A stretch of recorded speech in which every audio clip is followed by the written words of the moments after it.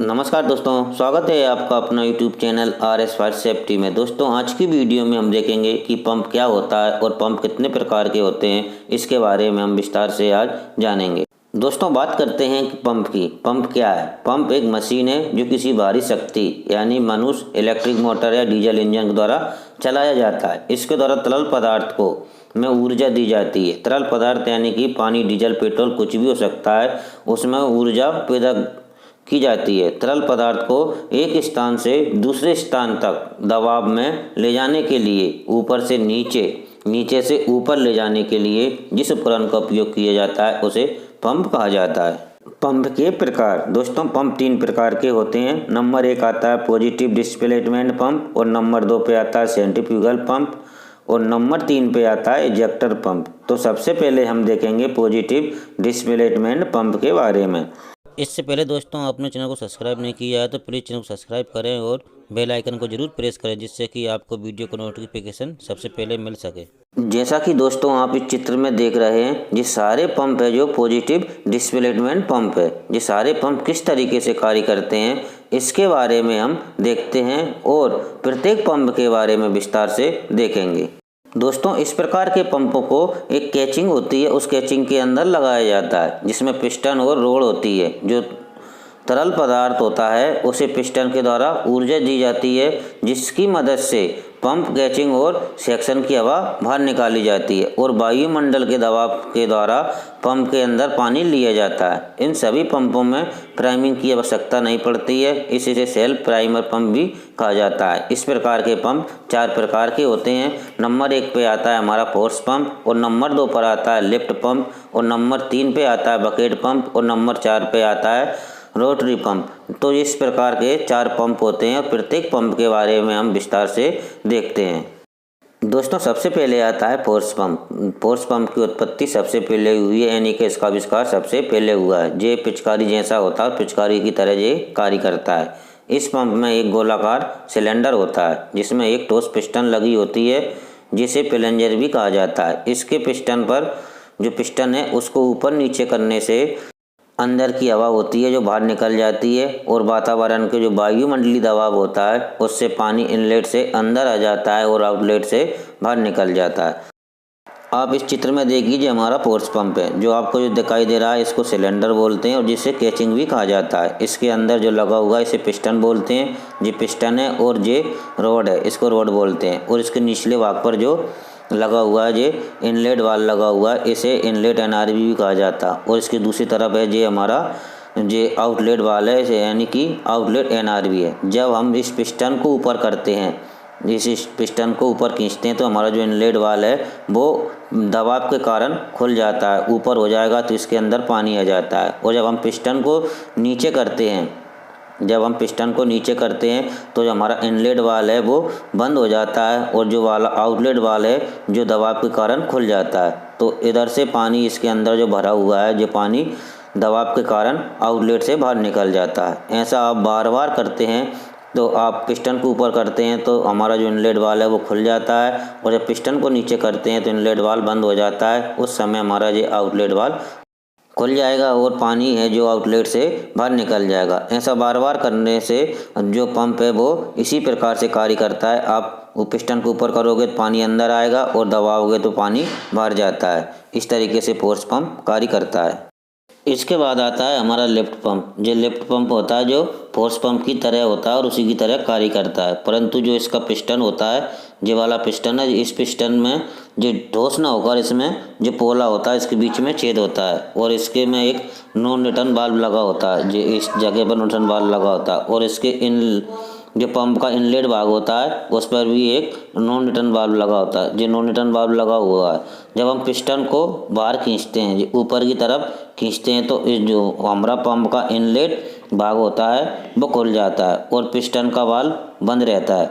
फलस्वरूप जो हमारा पिस्टन होता है वो छोटी पिस्टन के रूप में कार्य करते हुए हवा को खींचता है, और पिस्टन को वापस दबाने पर, जो हमारी पिस्टन है इसको वापस दबाने पर जो बाल है वो बंद खुल जाता है। जो पिस्टन का बाल खुल जाता है और पंप में आई हुई हवा बाहर न जाकर पिस्टन के बीच में से निकल जाती है। जो इस तरफ से हमारी जो हवा है इस तरफ से ऊपर निकल कर आ जाती है, इस तरफ चली जाती है और इसी ओर स्थिर होता है हमारा जी आउटलेट। इस आउटलेट से बाहर निकल जाती है, जिसके जो वायुमंडलीय दबाव होता है उसके कारण से पानी इनलेट से पानी अंदर आने लगता है और जो दबाव होता है उससे पानी बाहर निकलने लगता है।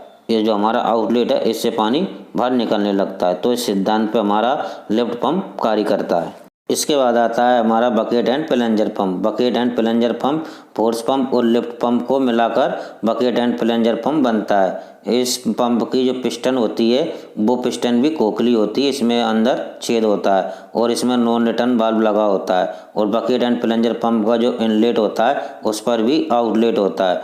बकेट एंड प्लंजर पंप में जब हम इसको ऊपर खींचते हैं और नीचे दबाते हैं तो पानी प्रेशर से बाहर आता है। बकेट प्लंजर पंप और लिफ्ट पंप में इतना अंतर होता है कि जो बकेट प्लंजर पंप की पिस्टन होती है वो मोटे पाइप से बंधी होती है, जबकि लिफ्ट पंप और फोर्स पंप की पिस्टन होती है वो एक पतली राड़ से बंधी हुई होती है और ऊपर नीचे होती है। इसमें मोटा पाइप होने के कारण इसमें घेर कर पानी में दबाव डाला जाता है और जो हमारी आउटलेट से तेज़ी से पानी बाहर आता है। जो हमारी पिस्टन होती है, जो पिस्टन में एनआरई वाल होता है तो उससे ऊपर पानी आ जाता है। जब हम नीचे प्रेशर डालते हैं तो ये पानी आउटलेट से प्रेशर से बाहर फेंकता है। जैसा कि आप चित्र में देख रहे हैं, ये हमारा ये इधर से लेके इधर तक का ये पूरा होता है, ये कैचिंग बोलते हैं इसको। ये कैचिंग है और जो कैचिंग के अंदर जो हमारी पिस्टन लगी हुई है और पिस्टन जो लगी हुई है जो ऊपर ये वाला इसको पाइप बोलते हैं। ये पाइप लगा हुआ है और ये पिस्टन की इधर एनआरई भी लगी होती है और ये आउटलेट पर भी एक एनआरई भी लगी होती है।